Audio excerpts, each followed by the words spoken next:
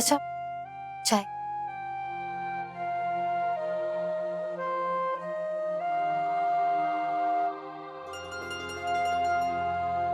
चाचा मैं एक बात कहूँ, वो चाचू पापा को ना अपने कमरे में ज्यादा फेरबदल पसंद नहीं है। मैं जानती हूँ ना उनकी पसंद, मतलब जैसे कि अभी ये चादर है, ये माँ की है, पापा दूसरी चादर लेते हैं। और वो वहाँ स्टील के जग में पापा पानी नहीं पीते।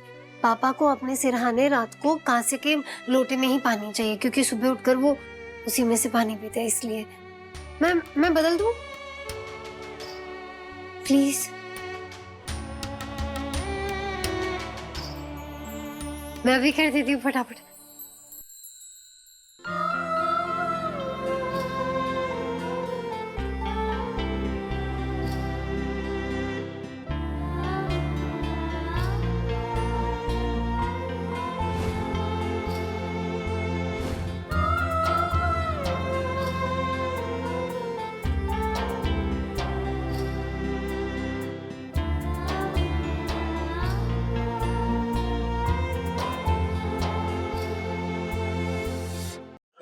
ध्यान से भाई साहब, आराम से।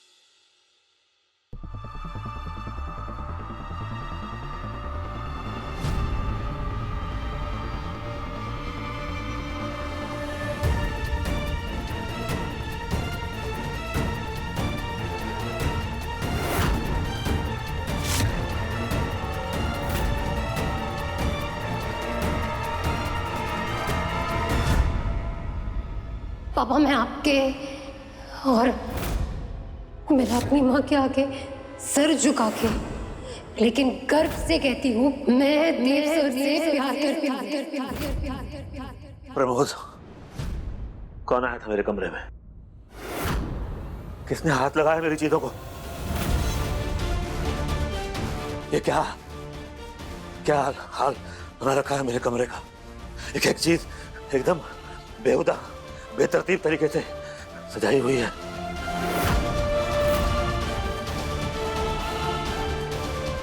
किसी को कोई जरूरत नहीं है हमारे लिए कुछ भी करने की। मैं और मेरी पत्नी जैसे भी होगा बसर कर लेंगे अपने आप।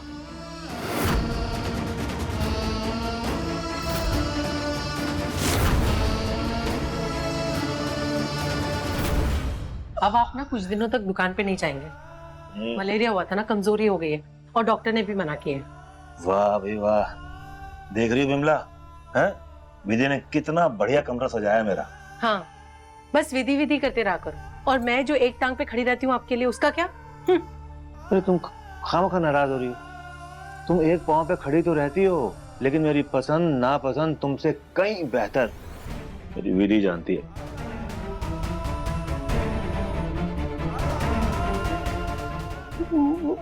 भूल गई क्या? पापा, आप वो सोने से पहले दयानंद सरस्वती की किताब पढ़ते हैं ना, तो वो मैं रखना वो भूल गई। देखा, भूल गई ना। हाँ तो कोई बात नहीं, थोड़ा बहुत तो भूलता है इंसान, हर कोई भूलता है।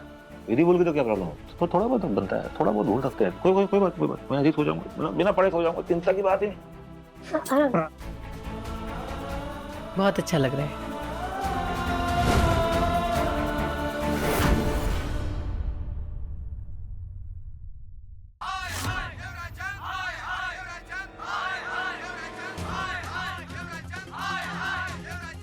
ये क्या बकवास है? इन लोगों की इतनी हिम्मत, ये नॉर्मल नहीं है माँ। बिना किसी के भड़काए ये लोग इस हद तक तो नहीं आ सकते। आई एम श्योर ये काम किसी राइवल का है। मौके का फायदा उठाने के लिए, हमारे शेयर्स को इफेक्ट करने के लिए उन्होंने ये सब किया है। 100% ये किसी की साजिश है, वरना किसी की इतनी हिम्मत नहीं हो सकती देव को ऐसे बात करने के लिए।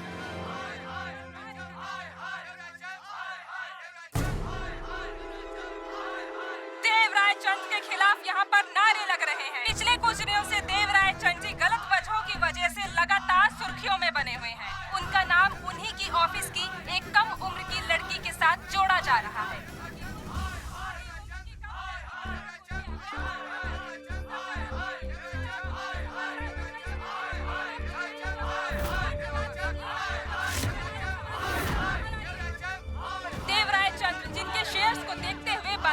स्थिति तय होती थी, आज वो सुर्खियों में है। क्यों? क्योंकि उनकी आधी उम्र की कम लड़की के साथ उनके अवैध संबंध है। सर जवाब दीजिए। सर आप हमारे सवाल सर जवाब दीजिए। सर जवाब दीजिए। सर जवाब दीजिए। सर आपको जवाब देना ही होगा। सवालों का जवाब दीजिए।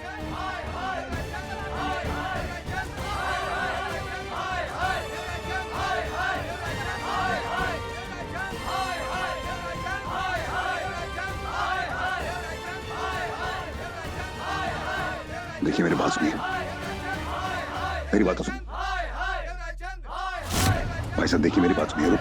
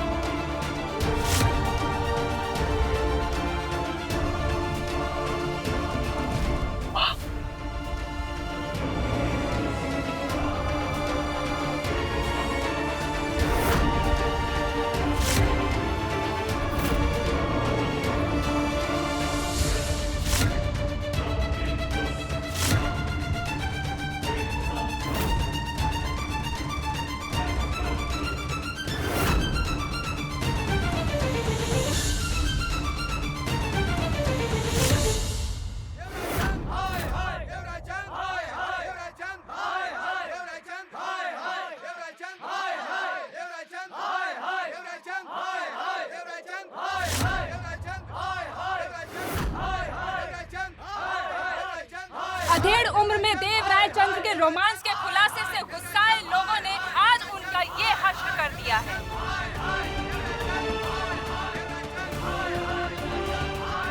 समाज के दायरों को तोड़ते हुए जिस तरीके से उन्होंने एक छोटी बच्ची 21 साल की लड़की, हाँ जी, ये क्या बकवास कर रहे हैं?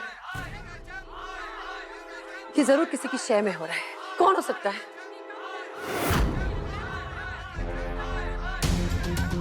मैंने तुमसे साफ साफ कहा था, सिर्फ विधि होगी हमारा टारगेट। अगर मुझे पता चला कि देव के साथ ये जो हो रहा है ये तुमने करवाया है तो मैं तुम्हें छोड़ूंगी नहीं प्रिया।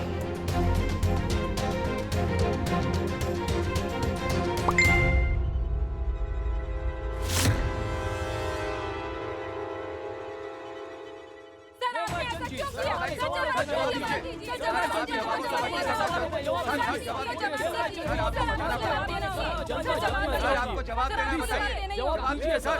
आप जवाब ना पड़ेगा सर। सुनिए सर, आप जाने से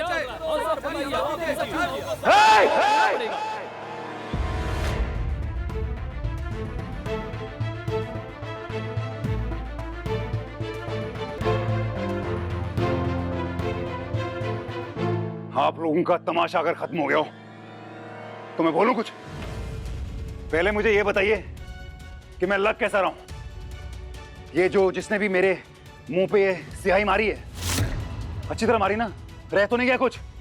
कुछ रह गया तो मार दीजिए। यहां आप लोगों में से किसी ने मारी नहीं है? आप में से किसी ने मारी नहीं स्याही? मिस्टर रायचंद, आप मुद्दे को भटका रहे हैं। मेरे सवालों का जवाब दिए आप लोगों को मिलेगा, आपको सारे सवालों का जवाब मिलेगा, लेकिन यहां नहीं। अंदर आइए आप मेरे ऑफिस में, आइए।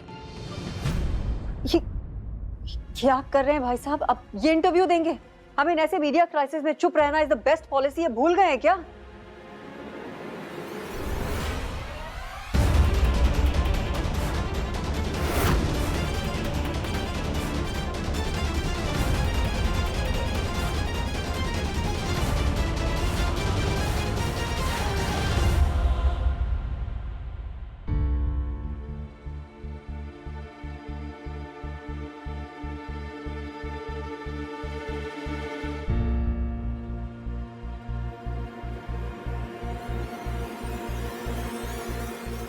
देवराज जी बताइए, जनता के आरोपों का क्या जवाब है आपके पास? तो मिस्टर रायचंद, अब जब आपका अफेयर सबके सामने आ चुका है, इस पे क्या जस्टिफिकेशन देंगे आप? मिस्टर देव रायचंद, आपके बीच में क्या कोई समझौता हुआ है? आप अपने इस गैर जिम्मेदाराना रवैये के बारे में क्या कहेंगे? आज सबके सामने मैं ये कहना चाहूंगा कि मैं जो उस लड़की के बारे में फील करता हूं वो बहुत पाक है। मैं पूरी ईमानदारी से उससे प्यार करता हूं।